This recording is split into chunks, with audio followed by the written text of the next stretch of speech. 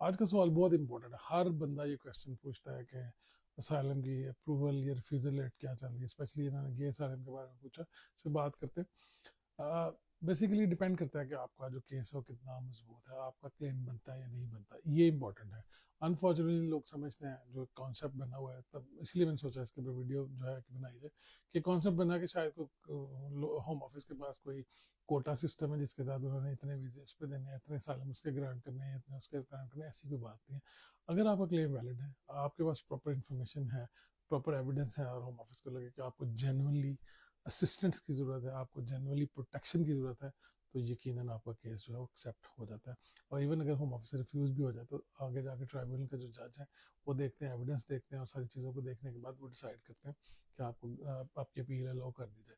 اس کے ساتھ ساتھ مختلف مراحل ہوتے ہیں. جیسے ہوم آفس جو ہے آپ کا کیس ریویو کر لیتا ہے, اس سے پہلے اپیل سے پہلے, ایون کہ اپیل سے پہلے آپ جو ہوم آفس کا وکیل ہوتا ہے وہ کیس کو ریویو کر لیتا ہے.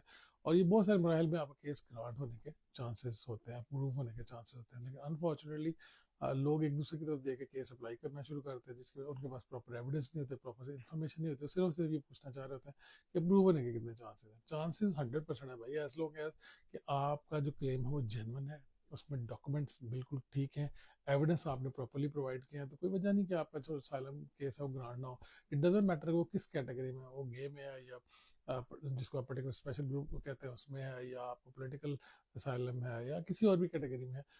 تو ایز لانگ ایز کہ آپ کا کیس ٹھیک ہے, میں ونس اگین ریپیٹ, تو آپ کو کوئی مسئلہ نہیں ہوگا, کوئی پریشانی نہیں ہوگی, آپ کا جو ہے کیس وہ بالکل اپروو ہو جائے گا. لیکن اگر آپ کا کیس نہیں بنتا اور آپ اس کو بنانے کی کوشش کر رہے ہیں تو انفارچونیٹلی اس کے ریفیوز ہونے کے چانسز بہت زیادہ ہوں گے. بہتر یہ ہے کہ آپ اپنے کیس کو سبمٹ کرنے سے پہلے کسی اچھے لائر سے مشورہ کیجیے. میری ٹیم کے ساتھ میرے ساتھ بھی رابطہ کر سکتے ہیں تاکہ آپ کا کیس پراپرلی جو ہے اسیس کر کے سبمٹ کیا جا سکے. بہت سارے لوگ افورڈ نہیں کر سکتے لائر کو, چاہیے وہ لیگل ایڈ لائر جو ہے وہ ضرور لے لیں, بغیر لائر کے کیس مت کریں تاکہ ان کو پراپر لیگل ایڈوائس مل سکے. آپ کو بہت شکریہ.